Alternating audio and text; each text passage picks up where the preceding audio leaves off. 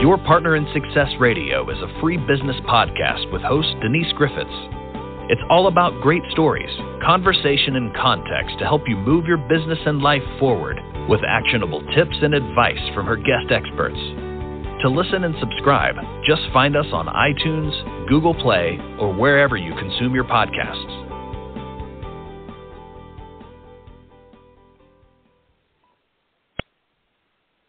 Welcome to Your Partner in Success Radio. I'm your host, Denise Griffitts, and this podcast, I am proud to say, is ranked in the top 2% of the most popular podcasts globally, and it's all because of my incredible guests. I'm honored and blessed to share time with people who are at the top of their game and who are willing to help you get to where you want to be in life and in business. Now, these are not people who hold back. Their goal coming on this podcast is to share with us the essence of peak performance. And my guest today, Kaputa, is a personal brand strategist, speaker, award-winning author, and founder of SelfBrand. And I'm going to give you links to that in a bit. From Madison Avenue to Wall Street to the halls of academia, Katherine perfected her ability to market products, places, and companies.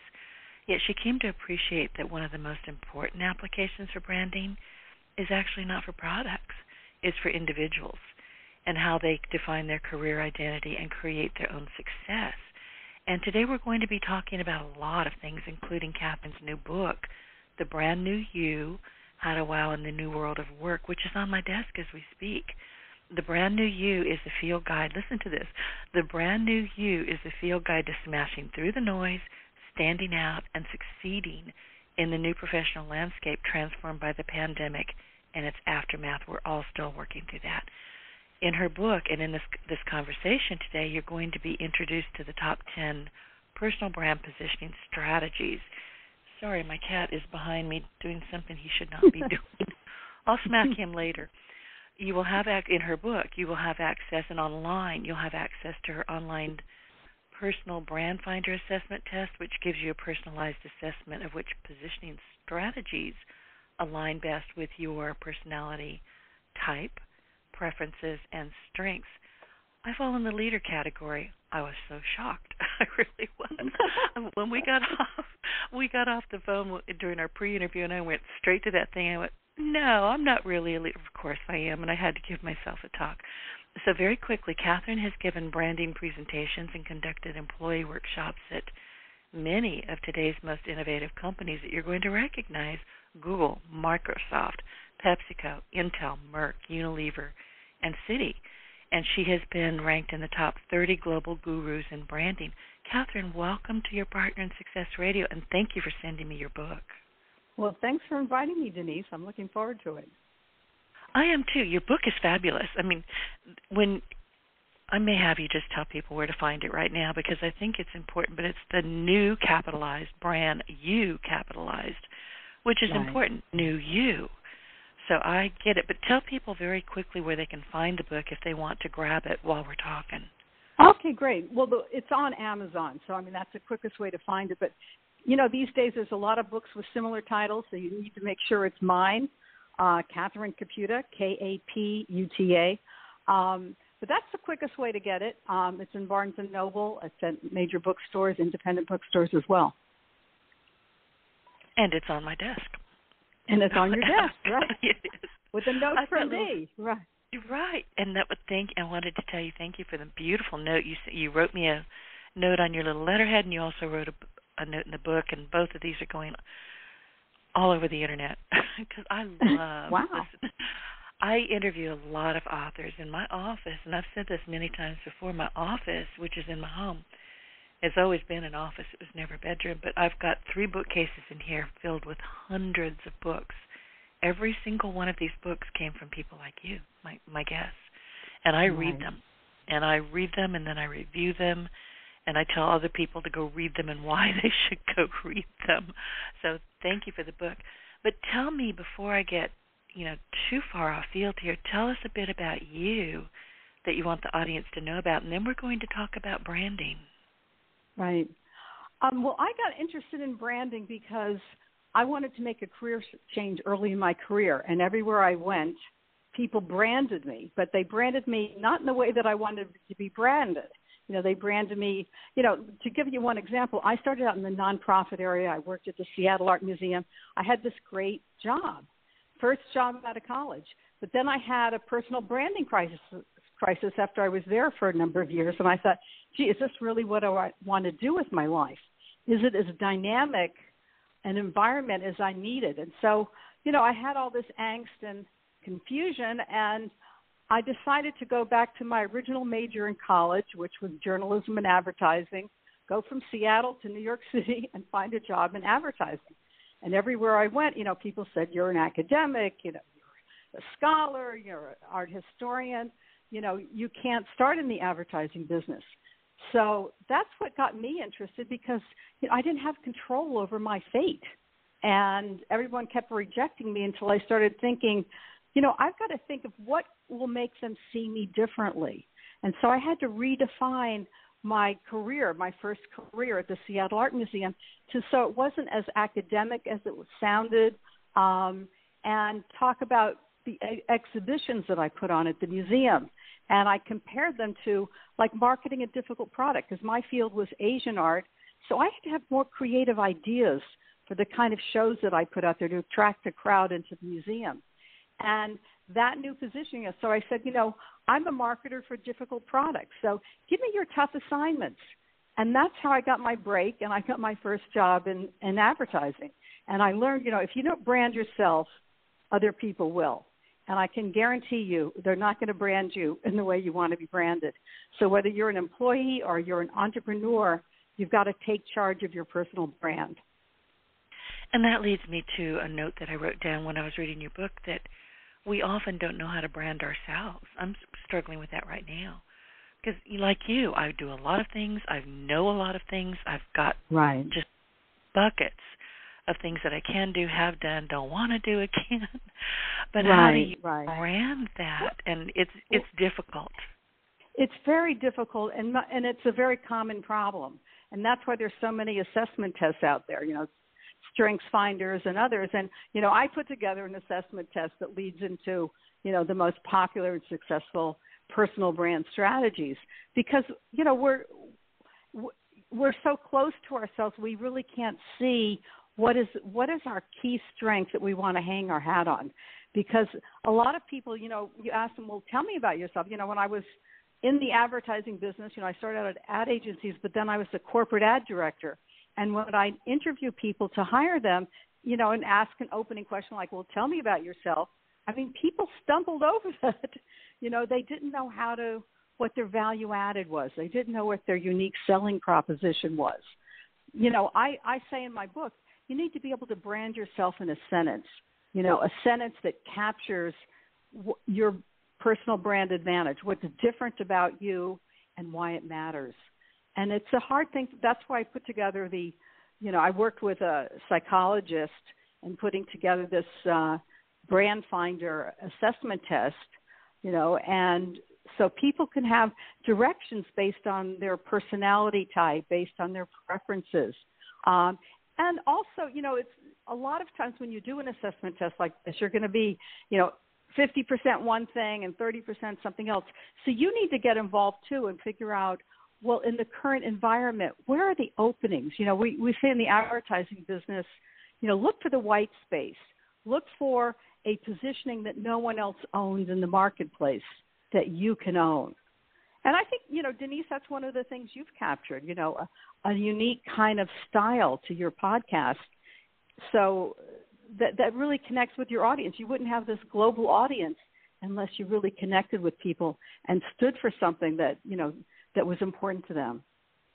Well, thank you for saying that. I really appreciate that. And my audience knows that I am a highly committed introvert.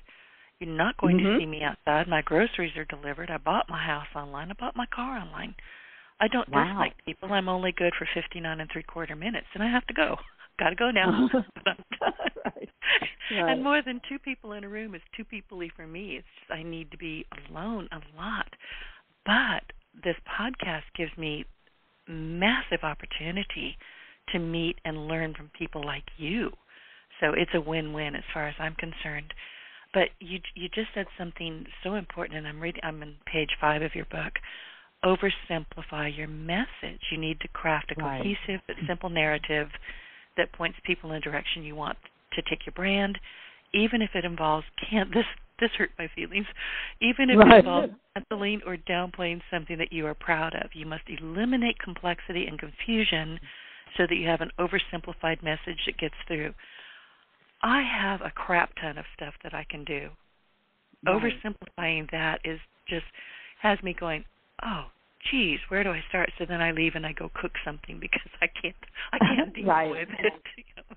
But you're right. We have to make it. It used to be called some years ago. It was your elevator pitch. Now it's your branding tag. But how do we do that? I mean, how do we just take all of these, especially as we grow in our businesses and we meet new people and talk with people like you, and all of a sudden we're like, oh, okay, I need to add that. I didn't know I was good at that. Let me add that. Oh, let me take that back out. So where do you go? Well, yeah, I mean, it's a very good question. I think what you're looking for in your defining your brand is you're looking for a focused idea. So this is where this thing comes in. You don't want to confuse people. And I'm telling you, it's very confusing with so many people. Well, I can do this and I can do that. I can do that. You know, being a jack of all trades or Jill of all trades is nowheresville in branding. And so you want to own an idea you can say in a sentence, but you also want your idea to be different. And you want examples, for example, blah, blah, blah. So you can weave in a lot of these new things, but you've got to have it all fit on an umbrella so it's all together. And, the third thing you want to think about is your brand positioning has to be relevant to the target audience and relevant to what's happening in the world today. And that's a key thing you need to, so a branding, positioning isn't a static thing. It's something you need to look at and tweak. And that's, we're in a whole new world. I mean, we didn't have podcasting. We had radio interviews, 5 years ago. Now it's podcasting. And it's, and Denise, it's a great thing that you latched onto it as a device because you have a great voice and you have a very open style, intimate, sharing things about your cat or whatever it is. So people feel a part like they know you. And, that really is one thing that I think really stands out about your approach. And you're a woman, most podcasters, I was seeing a statistic that, the highest percentages of men. So you've got a woman's perspective, which I think is important. But I think it's, it's hard to do, but you want to, I talk in the book too about how I evolved my brand a little bit. So as I said, when I first got into the advertising business, I branded myself as a marketer for difficult products. Then when I was looking to expand and get more responsibility and get promoted, I had an interview on the I Love New York campaign as its ad agency, Wells Rich Green at the time. And they were looking for someone that had obviously travel experience, but they were looking for somebody too that had a lot of TV experience. It was basically a TV campaign. And I had very little of that. The first jobs I got in advertising, it was print advertising. It was mainly business to business. It's kind of where you start in the business. But I had a friend that worked there, and he told me, you'll never get the job because they're looking for somebody with heavy TV experience and commercials and worked on big brands, and you don't have that. And he said, besides, I don't know if you really want to work on this account because, it's the client's very difficult. You're dealing with a lot of politicians. They don't get along with each other. You've got to build consensus. The last person just, threw up her hands and said, get me out of here, Anyway, I said, get me an interview. And that's what led me to the idea of expanding my positioning a little bit. And I said in the interview, because the first thing the interviewer said is, what are you doing here? We're looking for people very experienced in running big TV campaigns. And I said, well, my specialty's working on difficult products and with difficult clients. And I told them, and I didn't tell them my friend told me the client was very difficult. But I got that, doing my research, I got that information. And I could see his eyes widen when I said that. And I talked about how I was good at building consensus with clients I'd worked on. And I gave him some examples. So you want to evolve your brand. You want to make it relevant to, if you're trying to get a job, you want to make it relevant to that job. But again, it was in this whole thing of difficult things. I can handle the difficult assignments. And, a lot of people don't want to work on challenging things. And that's the whole way I positioned myself.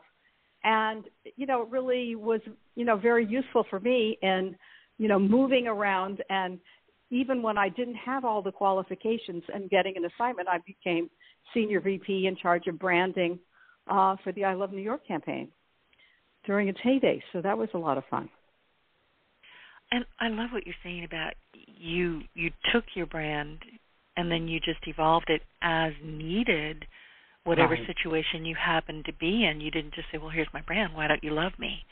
You know what's going on here. I worked hard on that thing.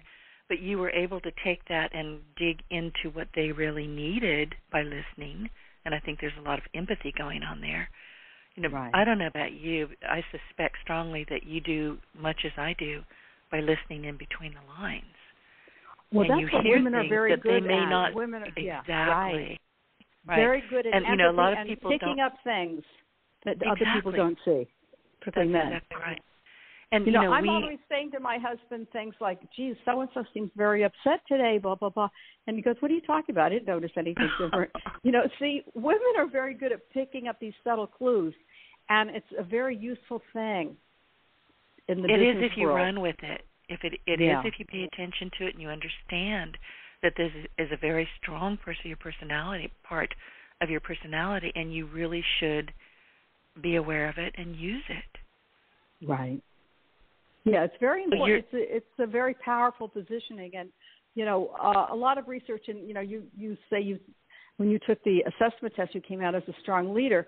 Women generally have a different leadership style than men, in the sense that it tends to be more collaborative and more using empathy and picking up subtle clues, getting people to work together, delegating. All those kind of traits are associated more with the women's leadership style. And it can be a real advantage because you have this empathy, so people feel connected to you and your leadership. And so that's a very powerful thing that a lot of us women have that we should utilize more. I agree with you, absolutely, and that was very well said.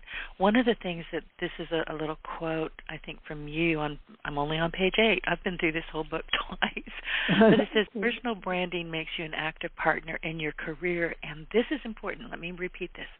Personal branding makes you an active partner in your career and life destiny. Right. That's brilliant. Yeah, no, it's so important because, I could have given up when, here's my friend telling me you don't have a chance for this job. And I said, get me an interview. He worked at the ad agency. I said, get me an interview and give me a chance to pitch myself. And, if people connect with what you're saying and the stories you're telling, and by the way, you've got to have examples that show your positioning in action, the things you've done. For this client, this happened, and this is how I handled it. So you need to bring it to life, not just making a statement, my brand is about blah, blah, but, for example, and demonstrating it. And using examples, that you've picked up and doing research, talking to people who know that company or that client if you have your own business, and figuring out how can I be the right person for this job or this client or this, getting this assignment, utilizing, my identity and who I am. So you want to be true to yourself, but you also want to be responsive to what's needed in the marketplace and what people are missing. And a whole, as I said earlier, the white space, a whole you can fulfill like no one else can. And that can be very compelling. Yeah. Well, and it would be. I mean, so many people, like in the podcast industry right now, there's an awful lot of really bad advice running around, bad advice. And I have a contrarian view about most of it. In fact, I'm writing a book about it, and I'm, creating some educational courses because I just don't believe a lot of what's been bandied about by podcasters who have been podcasting for, 10 minutes. Don't listen to them. Right. They don't know what the heck they're doing. But that holds true with any industry. Right. So my point is you find people who truly are expert and you follow them. You watch them. You read their books. You figure out how they're doing what you really want to be doing at some level, and learn from the experts, learn from the people who've actually done the work. Right. Well, and it's funny, I agree with you. There's a lot of that going on with people with very little experience, very little background. It's an avenue that's open to anyone and relatively inexpensive to do. And, they can talk a good line, but it's bogus, We see this with, a lot of people in the news these days. I'm thinking of somebody like Elizabeth Holmes, who headed Theranos, and created this Isn't she in jail now? Device with, she's not literally in jail yet, but she's scheduled to go, but she's appealing it, so I think it's going to be, and she's pregnant again. She got pregnant during the first, before the first trial as well. But she told a great story, and she had almost no medical experience. She, again, was a Stanford University dropout, so she had that, dropout persona that a lot of, Steve Jobs and other people that, became very famous in technology. But she had, a strong ability to sell to people and tell a story. And unfortunately, it wasn't a true story and about what a pinprick can that you could do in your home can give you a read on 200 blood tests that you would get, if you were going to a hospital. And she eventually got found out because went through hundreds of millions of dollars that people invested, and people that worked for her testified, that they were misidentifying a lot of the results. And so, the truth came out in that particular case. But there's a lot that goes on because, it went on for years, and she got investors to give in the tune of like $1 billion overall, including a lot of famous people like Henry Kissinger that were on her board of directors. She had a number of very high-profile former cabinet officers. So she was very good at telling a story and captivating people. She was very attractive. She wore this black turtleneck sweater like Steve Jobs. She had like 150 of them, in her PR and stuff like that. But it was all a scam. It was all bogus. So it's always got to be authentic, but there's no one to stop anyone from having a podcast. And, right. So I think it's going to be interesting what you do, that book. Yeah. Well, my role in this, as far as I can see it, my role in this is to help people, not say, what the hell are you doing? Why did you do what the heck? And I do a lot of that. I belong to a couple of Facebook, I don't say it, but I belong to a couple of Facebook groups in particular that honestly, Catherine, I will never need a facelift. I read some of these advice things that are going on in there. My eyebrows hit hairline, and I look permanently surprised like I had a really bad facelift. It's like, what the heck are you people talking about? Have you even tried this? So my goal is to help people do what I do and what other, happy podcasters do, and not ruin it by doing silly things like, and you read it, you said it earlier, a fake, or I think I read it maybe, but having a false position in your branding. While we're talking about false positioning, look at Sam Bankman-Fried, whatever, the guy who, the Bitcoin genius. Right. I looked Can at I tell you, him I and became went, obsessed. I don't think so. Obsessed with his story. I know. I became obsessed with his story, because he rose to the top. He was a billionaire, and again, he looked the part, like she looked the part in her, Steve Jobs turtlenecks. His thing was that kind of crazy hair, mop head, and he always wore shorts to meetings, and so he looked like this boy genius. And he did go, graduate from MIT, and, he again was a good branding person. Unfortunately, like Elizabeth Holmes, it was not a true story. It's coming out like a number of people that co-founded SPX with him have testified that they were guilty of, taking a lot of money, of clients' money that they thought were being held for them in trust, and investing it, trying to improve some of their investments that bombed. And then, of course, the new money didn't do well either. So they took very high-risk bets, thinking they'd be able to make money very quickly. But it didn't work out. So that's the dark side of personal branding, if there's no authenticity to it. Right. Right, exactly. And most people can pick up on that, but he fooled a lot of people too. There are many sophisticated investors that invested in his companies and, are regretting it now. And that's what, the law case is all about. And he's, claiming, I didn't know anything. I was running it, but I delegated everything. And they, I guess, did this all behind my back. But anyway, yeah, so there's a dark side of branding because people can use the power of it, particularly, an idea that's relevant to the market, having a strong visual and verbal identity, looking the part is very powerful. And, it can work for you or work against you. And having a strong messaging ability, obviously, both these examples we're using, they were good at marketing themselves, and they were good at telling a story that was very compelling to people. Unfortunately, it wasn't a true story. And I wanted to go back a little bit because we're talking about this. I want to jump back just a little bit because you say that personal branding is no longer optional, which I've known for a while. And you talked about, hitting that reset button to compete and succeed. And, that if we don't brand ourselves, other people will.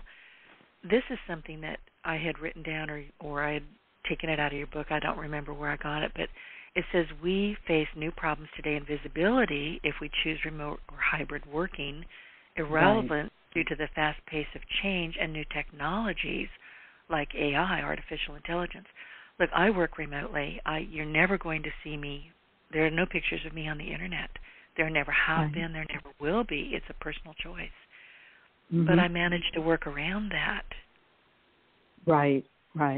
Because it's, I cited several in the book, but, a lot of research studies point it's more powerful to meet someone in person or to have a conversation or have a meeting that's in person in real time. You can see them. You can see their reaction to things. You pick up on these subtle clues.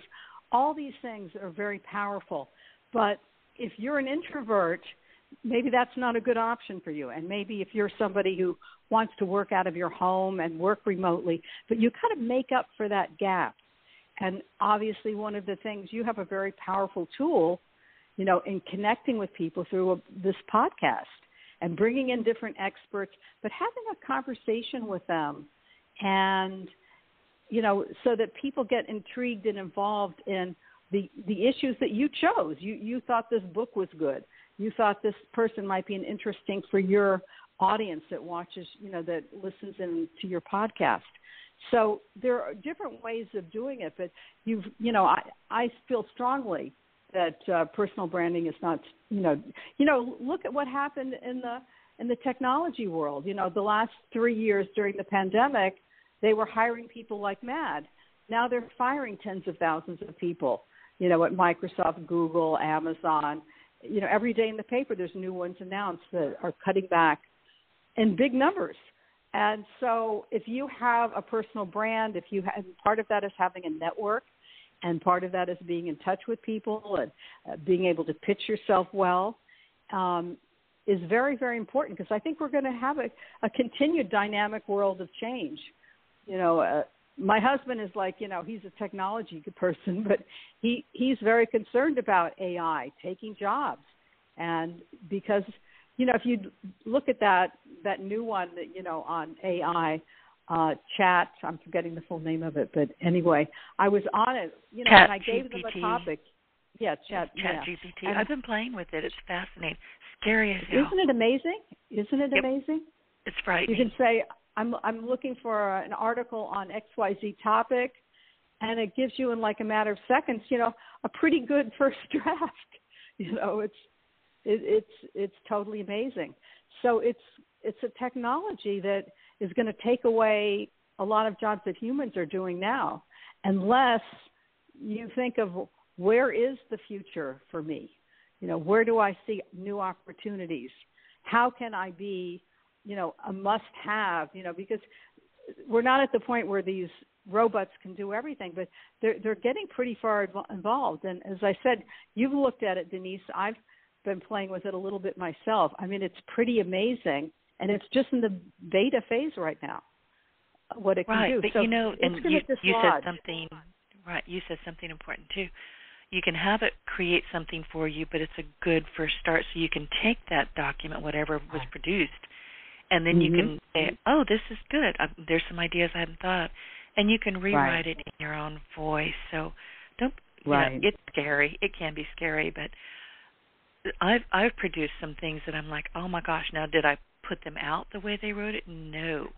But it was basically like a blueprint for me. It's like, oh, I can do that. Oh, I can do that. And I'll rewrite it the way I want it rewritten. So there's that. And there's examples that you can put in that they wouldn't know about, personal examples in your career or job. So it's critical that you look at it as a blueprint, as a beginning, and it's very useful for that, because I was shocked at how well it did.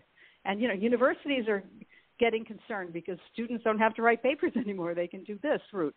So I think that it's going to transform how we learn things as well, because what's important is going to be not the initial drafts or people who put things together like that, but the more sophisticated ideas with examples and, interpretation and ideas that are not coming out of that, robot world. Right. And think about a new industry or two that will come of this. I'm already reading about people who have said, we are creating something that says, if you're an educator, or whoever you are, you can put that particular article in this piece of machinery, if you will, online machinery, and it'll tell you if it was handwritten or machine written. Yes, exactly. So that's going to be a whole new thing. People are going to get called out for that, and which is probably a good thing within reason. Yeah, no, definitely. But, definitely. Yeah, there's going to be a lot of things happening that I'm a techie person. I'm a nerd in stilettos. I'm fascinated by all of it. Does it worry me? Yep. Am I a little bit afraid of it? You betcha. Will I use it? Absolutely. Within reason. And that's why it's good to understand it and see how it might fit in. When I first started working, everybody had a secretary. Maybe you shared a secretary or you had your private secretary. But later, secretaries were eliminated with, laptops and all of that. And I remember somebody saying to me at one of the companies I worked at, that's not right. I was a secretary. I like being a secretary. Well, at that point, only the CEO of the company, had a private secretary. Everybody else, we were setting up our own meetings online and, using our laptops to write our own memos and things like that. You've got to look at where is the future going and where can my unique talents fit into them. And there's always new jobs and new industries and new takes on things that are happening. So that's it. I have a question I want to ask you, Denise. Why did you decide not to have your picture anywhere on the Internet? What was the thinking behind that? You just want privacy? Is that? Well, there's certainly that. And I read 1984 when I was a kid. Scared the jeebers out of me, and it still does. And guess what we're living in now? But the truth is, my grandmother kind of scarred me a little bit emotionally when I was somewhere between 8 and 10 years old. I used to think it was 5, but I realized I was between 8 and 10. And I was the oldest of a whole passel of kids. There was 5 of us at the time. And we had been outside playing, and we were all dirty and grubby, and we were told that my grandmother and grandfather were showing up unexpectedly. They were driving 3 or 4 hours to get there, and my mother panicked. And she said, everybody get in the tub. I was at the age where I didn't want to be in a tub with a bunch of naked kids, boys and girls. I was already miserable about that. And then here comes my grandmother, who I've been very frank about. I didn't like her. She was a difficult person. I didn't like her even as a child. And she stuck her face in that bathroom and a camera, and she kept taking pictures of us. And I kept asking, I was pleading with her, please don't take pictures of me naked. Please don't. And she just laughed and kept taking pictures. And Catherine, I've never felt so enraged and helpless in Yeah, my of life. course. Yeah. And it Right. stuck with me. So it's a personal thing. There are, seriously, I don't think in the last 20 years there are any pictures of me. I just don't allow them. In fact, my former mother-in-law got her iPhone dumped into a pitcher of sweet iced tea because she was in my house taking pictures after she had been asked repeatedly to stop doing it. So I just killed her phone. Right, right. Yeah. So, when you take a stand, it's your personal stand, but, it's also become part of my personal branding. Yeah, no, it's very powerful because you connect with people that's just as powerful without the visual.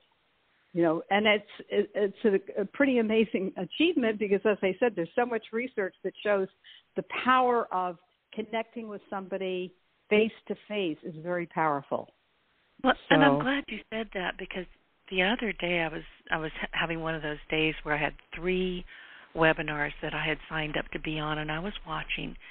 I'll be honest with you, I turned the screen off and I just listened to them. One of them, I actually had to leave that one. One person was eating. One lady sounded like an elderly valley girl, and I can't remember what the third one did that irritated me so badly. But when I could just hear them, I could listen. Watching them, I found really distracting. So I think it's whatever your personality is. I don't watch TV. I very rarely watch TV. I don't enjoy it. It puts me to sleep. But I'll listen and I'll read anything. So I think it's really how do you learn and then go find that? How do you learn? How are you going to? Exactly. Right. So I totally get what you're saying, but it's not me. Yeah. No, and that's what's important to realize and make what is you your primary vehicle and make it work, which is what you've done, And I write in the book, podcasting is very powerful. We all have a unique voice. No one sounds exactly like you. And just like your, fingerprint, identifies you, your voice. We all have a unique voice. And we do. It can be, particularly, and I like to, I listen to a lot of podcasts myself, but I also like the idea that you can tune in whenever you want to, and build a library. And wherever. You can be walking the dog. You can be in your car. You're obviously not going to be watching a YouTube video or, something where you, like a webinar where you need to be on there, but people like listening to people. They really do. Yeah, no, I like it, and for that reason, and video is so powerful too, but I'm like you, I'm much more prone myself to picking up a book or listening. I like the focus, and I like this. In fact, as you say, you can walk the dog, you can, be driving your car, you do it when you have the time and can get involved. And I find people's voices and little jokes or comments or just the conversation can be very, very compelling. And often, when you look at TV, like TV news, a lot of it seems so canned. And everybody looks perfect, and it's not as effective with me. I think there's, you've got a lot going on. You're looking at the person, you're looking at what they're wearing, you're hearing what they're saying. Often there's panels talking. And I think that, so many programs are so similar to other programs and have the same people on. So, cardinal rule of branding is you want to be different and have a different spin than other people, and a different way you structure the show and your personality and the kind of things you select. Exactly. And I cut cable 12 years ago.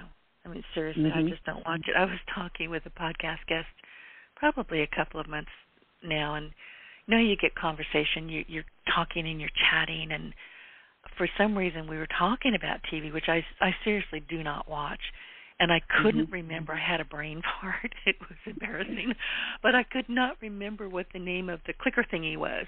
It was the remote, obviously, but by the time he was through listening to me, he couldn't remember it either, and about 30 minutes later, we went, remote control.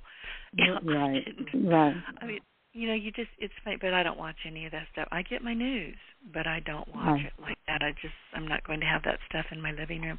But you're talking about some point you and I discussed, I think, the wisdom of the oracle at Delphi. Right, and you say right. that most people don't know who they are and the value they bring to a business situation, and you've talked about that a little bit. But do you have any case studies that you can share? Right. Well, I sort of told you a little bit about my own story, having this career in Asian art and then figuring out this isn't for me and making a complete U-turn, which people tell me, oh, you can't do. You have to go back to school to get another degree. And, I didn't want to do that after, I had done a lot of that. But I think that, branding is really a 3-step process. And the first step is, in many ways, the most important step. It's you want to analyze to find your brand idea. And you're looking for, your unique selling proposition, what's different about you. And I think, I think there's certain ways you can begin with it. And, in the branding world, if you work at ad agencies like I did, you start out with free association. Before you do any research, what comes to mind when you think about yourself? Just write down whatever comes to your mind, what's different about you, the value you bring, the career path that you want to see for yourself, and just write it all down without, just top of mind, just don't censor Don't anything, edit put yourself, everything down. just free flow it. Just free flow it. So see Okay. what kind of comes out of your unconscious. Then you want to maybe ask other people, take somebody out for coffee and say, I'm, intrigued with this personal branding idea and I'm working on how it can help my business. And I wonder if you can just tell me, when you think of me, what words come to mind? And just listen to what they say. And don't get different. Why are you saying that? Just probe. But can you explain that a little bit more? Or things like that. So you want to, get how other people see you. Because one of the most important things in branding is it's not what you want to say to people, it's what people want to hear. And so you want to think outside in. What does my market need? Who are they? How do they see me? And you need to understand that because you may need to shift that if they see you in a way that you don't want to be known for. Just like I was seen as an academic, I had been working on a PhD in Asian art, so it was easy to see why. I took a lot of that stuff off my resume. I took all of it off. I took all advanced degrees off because it put people in the wrong path for where I wanted to go with my brand. And I didn't want to be in the academic world anymore or in the nonprofit world. I wanted to, be in a more dynamic world. And so to get there, I had, and there's no reason you can't curate your resume or your story. It all has to be true, but you don't have to tell people everything that you've ever done. So the first step is, analyze to find your brand idea. And, this whole thing of the oracle at Delphi, 700 BC, know thyself was, written out by the oracle. And it's still an issue today. People don't know who they are, how others see them.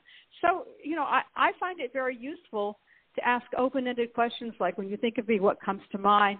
If I were a famous person, who would it be? And why do you say that? Give people, let them talk. And, when you talk to different people and you're hearing a lot of things that are different, then you got a problem because you really want to have a consistent brand.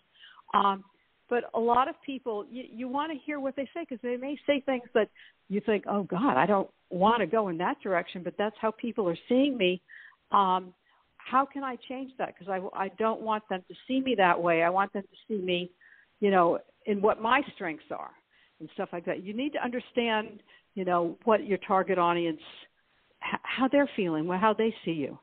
And so once you have your unique selling proposition, your brand in a sentence, then you want to, what I call in the book, package the brand, with a visual identity, verbal identity. So you want everything to kind of be on brand. You want to have stories and examples that support your brand positioning.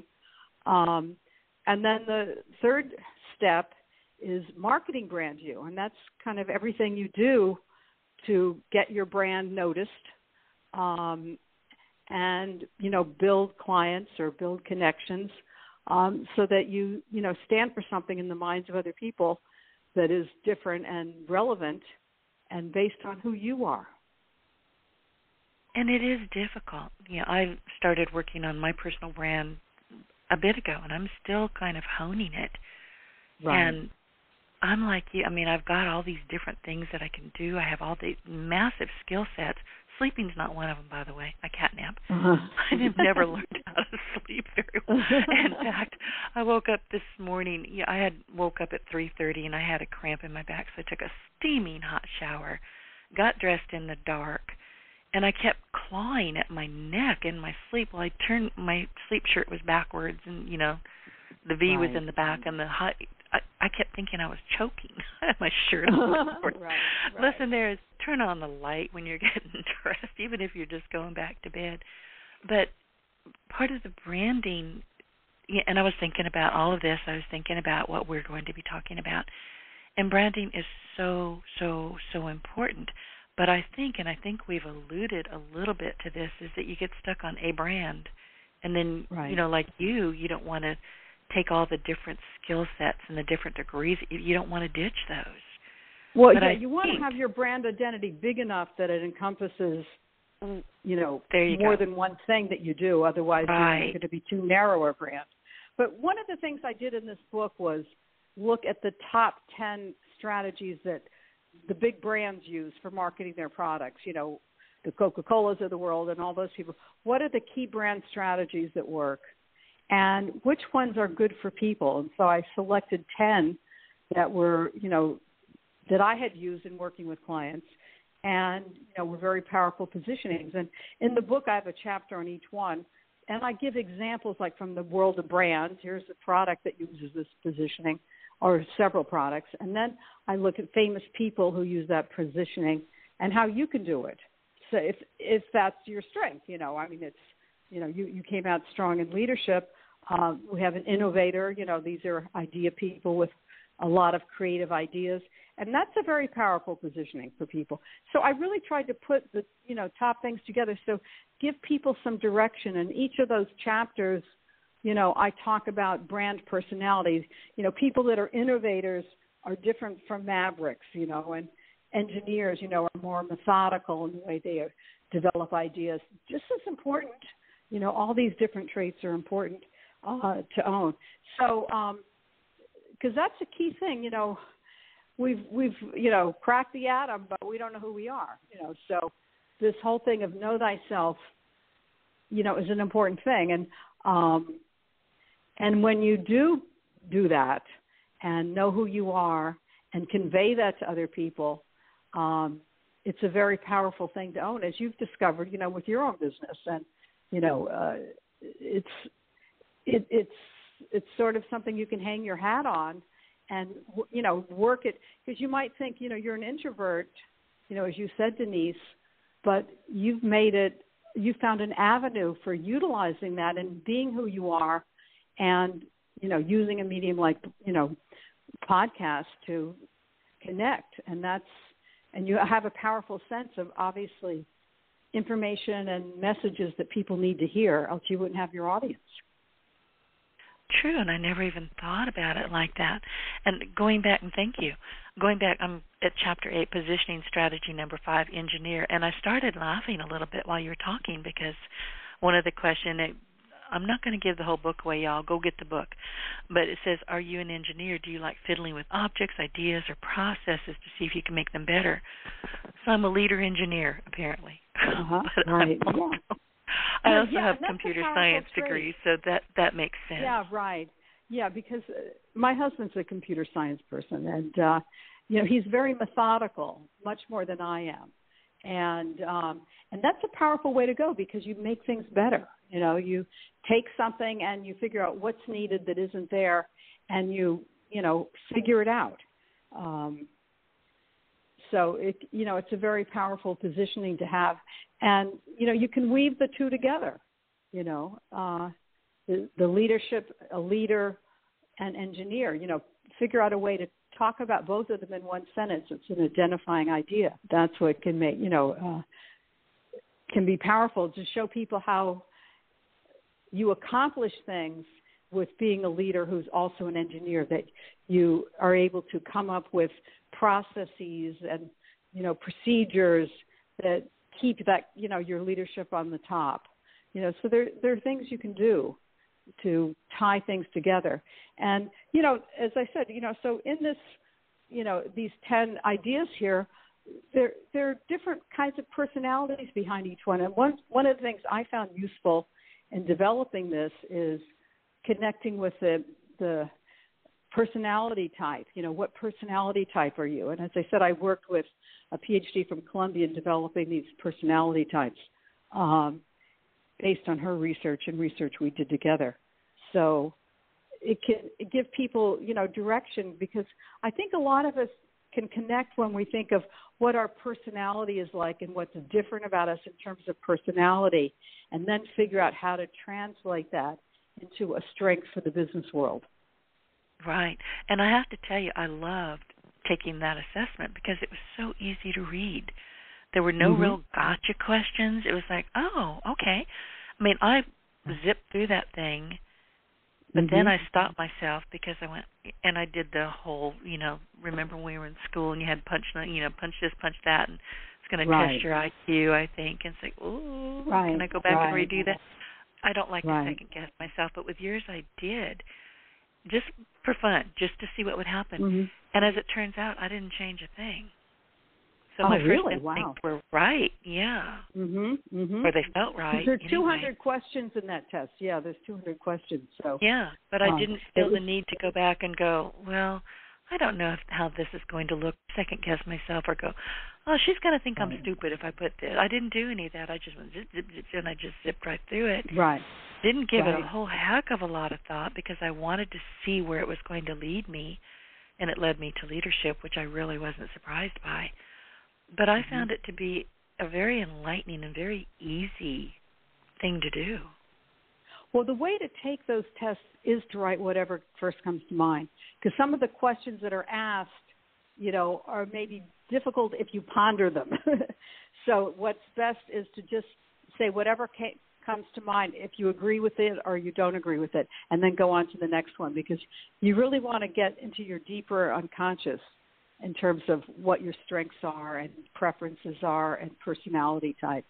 So I think, you did it the right way, because a lot of times people are overanalyzing and you don't get as good a read, or thinking about what I want to stand for rather than where I think I am. Oh, I can see why that would happen. That would happen, and that can be a problem. But that's what's amazing to me, that people don't know who they are, and frankly, they don't spend the time to think about it. And I think that, they get into a job and they get into the 9 to 5, but they don't think of the bigger picture in terms of who am I, where do I want to go, and how do I want to live my life, and what kind of impact do I want to make on the world. And take some time thinking about those things. And, and I'm a big believer, and I've discovered it in the consulting work I've done with clients, that almost anything is achievable if you put your mind to it and figure out, step 1, I'm going to do this, step 2, step 3, step 4. It's amazing. Almost anything is possible. And this is where focus take action. Important. You need to focus, really, really focus on what it is that you want, how you're going to do it, dream it, live it, see it, smell it. Vision boards if you like, whatever it's going to take. But, so many people, Tiger Woods comes to mind. I mean, he would, or maybe it was a different athlete, but he got so good at what he was doing because physically he was playing the hoops or smashing whatever. I find that athletes smash a lot of balls for some reason. But they would do it physically and then also mentally. And in the dream state, I'm playing this, it's perfect, it's going where it's supposed to go. And I find that works in real life as well. I think it works very much so in real life, so visualizing. And, I took up golf years ago, and a big thing they tell you in golf is before you hit it, imagine how high it's going to go, how far it's going to go, and just imagine that shot, and then get up there and hit the shot. So the visualization is very powerful. And I think a lot of us, give up too soon. That's why I'm emphasizing, I have found with so many different clients and so many different goals, it's almost anything can be achieved if if you put your mind to it and focus on it and then break it down, what can I do now? What can I do next? And build on that. It's amazing what can be accomplished. And visualizing yourself as how you want to evolve your brand and just seeing that very clearly in your own mind and becoming, you know. I read Michelle Obama's book, Becoming, and I was struck by her story of, you know, coming from a relatively poor family on the south side of Chicago and, you know, growing up. But, you know, it was a very strong family, you know, with strong family connections. And, you know, she was told by her guidance counselor, you know, you can't get, she wanted to apply to Princeton. And, oh, no, you can't get into Princeton. So she defied her because she saw herself as somebody that could go to Princeton. And she applied and she got in, you know, and she later went to Harvard Law School. So anyway, yeah, it's that whole ability to visualize yourself. But I love the fact that she named the book Becoming. She's not become yet. She's still becoming. And I think all of us are kind of a work in progress, you know. And oh, gosh, yes. It's every never moment over. Of every day. No. Yeah, and I'm not over. sure it's over when it's over because, you know, when we're gone, we still leave those memories and those thoughts and, you know, the body of work. It's not really, I don't think we really just kind of disappear. And in your book, you talk about the branding of Ruth Bader Ginsburg as well. Yes. Which is fascinating. Yeah, so, I love listen, this story because when you... Go ahead, I'm sorry, let me keep just going. put this one little thought.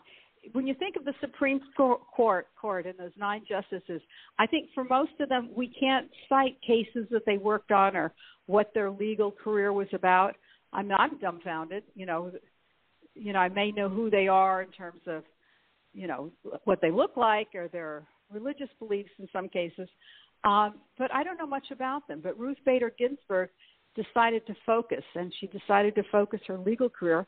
You know, she was graduated first of her class at Columbia Law School, but she couldn't find a job at a law firm in New York City at that time. That was like 50s.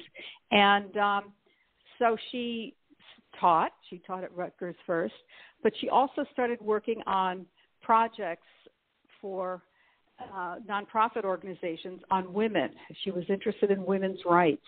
And it was, you know, a big thing at the time, you know. And but this was her cause, and she did 4, I think it was 6 cases before the U.S. Supreme Court and won them all.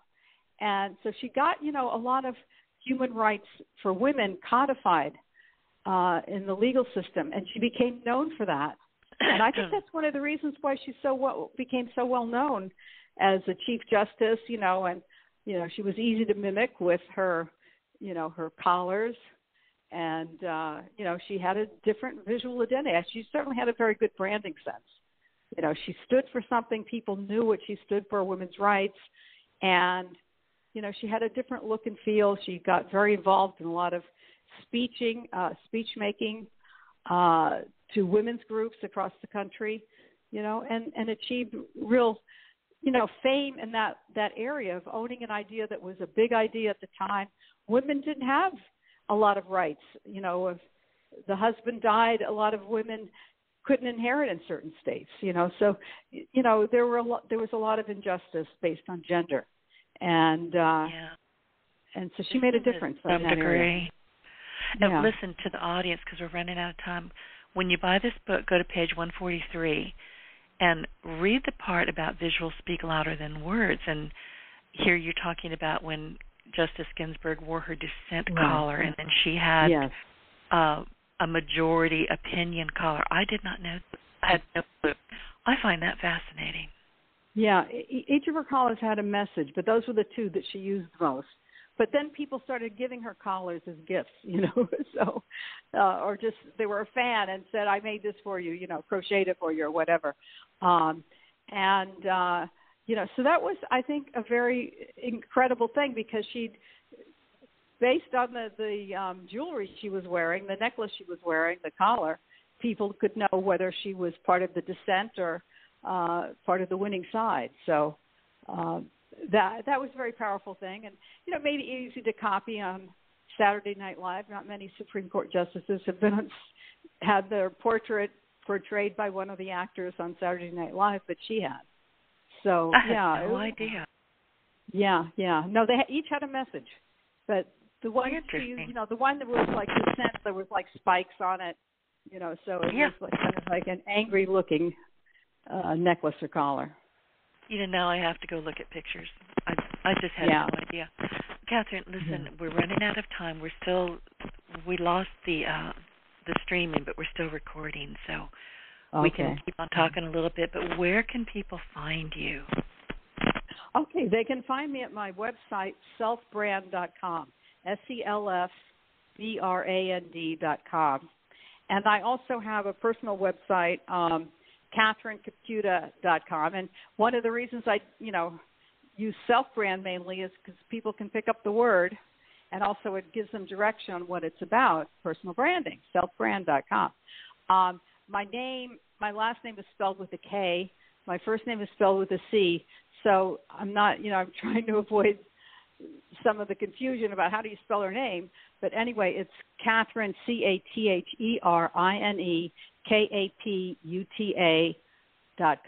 is my personal website. Gotcha. And is there anything else? Say it again.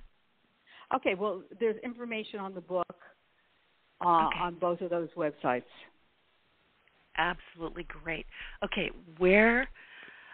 before I let you go, is there anything else that you wanted to, kind of point out or share before we end this? Because this has been fascinating. In fact, I'm probably going to call you a little bit later and say, can you come back? We didn't make it all the way through this book. Yeah, we didn't make it through. There's a lot. No, we did not. In fact, I'll just ask you right now while we're on the radio and you can't tell me no. Would you be able to come back in, 3 or 4 months? Yeah, I'd love to. Okay, good. See, that's tricky, isn't it? You can't tell me no. It's just tricky. Yeah, I know. In front of all these people. No, I can't. No, nobody ever does. It's amazing. Right. Yeah, right. But before we go, tell people anything. Well, you make it easy, too, by the way, as an interviewer. Oh, thank you. That makes a big difference because it feels very comfortable and homey. Well, and it should. That's because important, we're having a conversation. I mean, I'm not trying to do gotcha questions or put you on the spot. Well, I did put you on the spot once, but you said yes. So, no, it's been wonderful speaking with you, and I thank you for all of the terrific tips and advice. Right. I'm really looking forward to you coming back. Before we say goodbye. Go ahead. Oh, I'm sorry. Now I'm interrupting you. Is there any kind of last-minute thoughts that you really want people to know before we go on to the next podcast in a couple months? You are your most important asset. You're an asset no one can take away from you. And that's why I think personal branding is important, to make the most of that asset that is you and, to become who you really are. And I think it's something we all have the ability to do. And it gives you more control. And I think that's important, and particularly the new world of work where there's so much dynamic change. It's important to feel like you are in charge of your own identity. You are in charge of yourself and your career. That is very powerful. Well, thanks for having me here. Yeah. No, it's important my to think of yourself as an asset. And the asset that is you is very powerful. And I think that take charge of that asset. No one can take it away from you. Absolutely. Well, listen, before we say goodbye, I would like to remind our audience to be sure to look for us on iTunes, Stitcher, Audible. We're in Audible. Just anywhere you consume your business podcast. The truth is, you can't throw a stick on the Internet without hitting your partner in Success Radio. So find us and take us along on your success journey. And be sure to go visit Catherine on her websites. Catherine, thank you so much. Thanks for having me. My pleasure. One last thought. My formula for success: hard work plus branding equals success. So hard work is not enough. It's important, but it's not enough. Hard work plus branding equals success. Well, and people don't know you if you haven't taken the time or the energy to find out who you are and how you're going to show up. So that makes perfect sense. Right. Okay. Thanks for having me. Thanks for much.